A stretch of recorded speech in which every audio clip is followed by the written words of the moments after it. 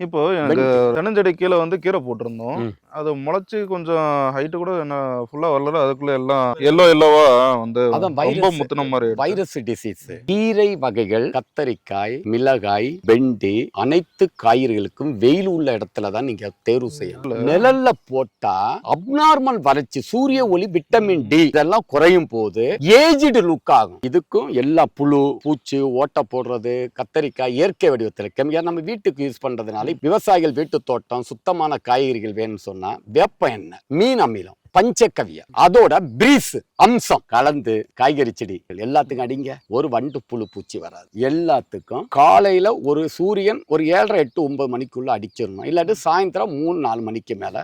இதுக்கு எல்லாத்துக்கும் சாணி இருந்தா கொஞ்சம் போடுங்க. காஞ்ச ஆட்டுப்புழுக்க சாணி இருந்தா போடுங்க. இல்லாட்டி மாட்டு சாணி போட்டுட்டு 1 கிலோ பூம்பும் பூஸ்டரை வாங்கி அந்த மாட்டு சாணியோட கலந்து மிக்ஸ் பண்ணி எல்லா செடிகளுக்கும் போடுங்க.